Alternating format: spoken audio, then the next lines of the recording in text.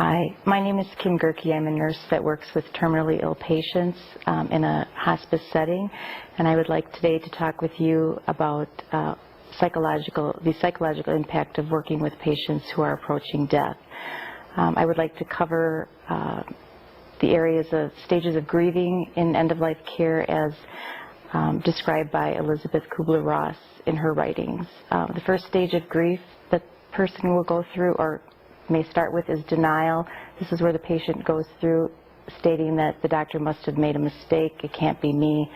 Right, you don't want to feed into that denial, you just want to let the patient and the family go through that. That's part of their grieving process. Just be an active listener during that part and let them communicate and let them know that you're there for them. The next stage that Kubler-Ross speaks of is anger. Oftentimes you will see the patient expressing their anger towards the caregiver. Do not take this personally. Again, this is anger that is meant towards the person's disease or illness, and again, oftentimes is projected outwardly towards the caregiver. Again, be an active listener, offer comfort and support to the patient and family as they go through this area. The next stage is bargaining. As Kubler-Ross states, is the patient may say something to the effect of, if I could only make it to see my next grandchild, or if I could just make it till Christmas, then I would be ready to die. That's a normal process. They're trying to associate that they'll be ready after a major event in their life. Again, be a supportive listener, offer comfort and reassurance that you're there for them. Depression. This is a key state that a patient and family go through. They may become very quiet and may become very introverted. They're working through issues in their head, and it's a positive sign that they are working towards acceptance of their illness. Again, continue to be supportive, accept their active silence, and know that it's okay for you to be quiet also. Don't feel that you need to fill in the gaps when there is a big area of quietness. And finally, the area of acceptance is where the person is at the area where they know that the diagnosis is correct, they're facing the facts, and death has now become a reality. It doesn't necessarily mean that they are any more prepared for it, but they are accepting of that response. What I would like to reinforce to you is that people do not go through these stages as depicted in the book or by what I'm saying. They can fluctuate going back and forth. The important thing to remember is that everyone grieves in a different way, and we just need to be respectful of where they're at and where we are at during that process.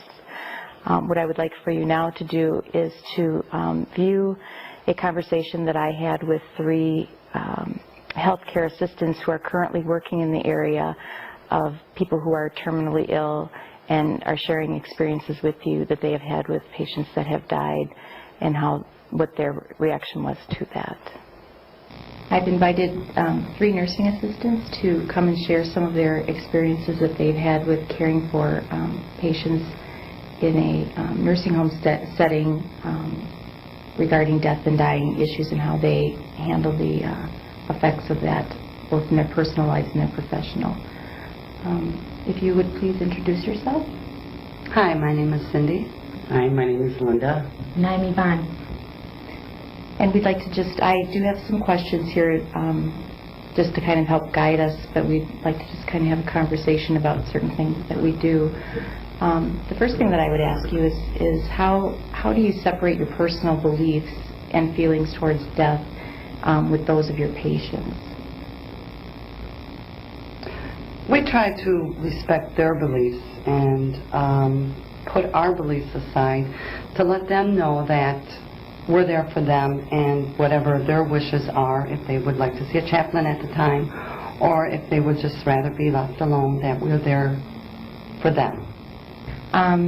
Many times families will ask you direct questions about religious things, such as the difference between heaven and hell and their beliefs, and how do you handle things like that, and their fears of their loved one having pain, and that what do you find is a helpful response or what do you say to them, or do you find someone else to help you through that, to guide you? Because again, there really is no right answer to a family, but there's a lot that they're asking there in that one little question. Right. We let them know that there's a chaplain always available. We do have a list of chaplains, and also that hospice is available for any other, like, pain medications that they may need, and that we're there to try to comfort their pain. Have you ever had anyone ask you when someone's been appearing like they're sleeping, like a lot of families will say they look as though they're in a coma? How do you know if they're having pain? What do you find helpful to tell them? And has staff told you, your supervisors or nurses told you what things to look for that you can help share with the family so that they can look for if that person's not verbal? If the patient is restless, we know that there must be some pain or some discomfort.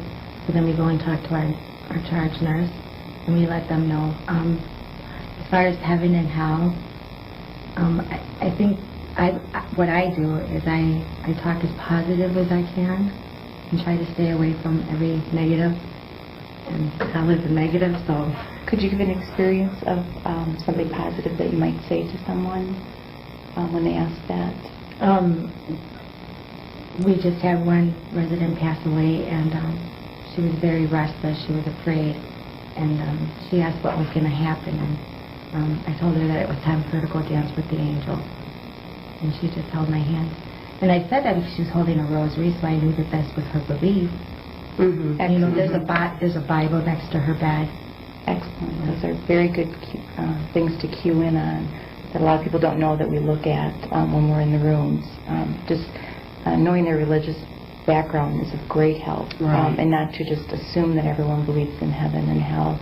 A lot of times my response will be to families, you just need to go with what's in your heart, and if you feel comfort in knowing that that person is going on to a better place, then none of us truly know, what happens after someone dies. But if we know that we can help them along the way, be more comfortable, that I find that has been very helpful for me with helping Right. families.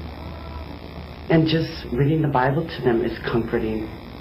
Reading, ask them if he can read the Bible and something like that, and that's very comforting to them. Mm-hmm. Right. And again, that goes back to on admission with their religious beliefs Right. that are shared with you. That's very important. And again, we may not be of the same religion, and I went out of my way to learn the rosary because we do care for many Catholics, and I've found that I've learned a lot from my patients and their families also by just exploring their beliefs. Thank you for that. Where or from whom do you receive the most support while caring for the terminally ill patients? Say here rather than at home. Your coworkers, your supervisors. I think, and we all work pretty much, it's very important that you work as a team, because that way then you can express your feelings much, much more easier. And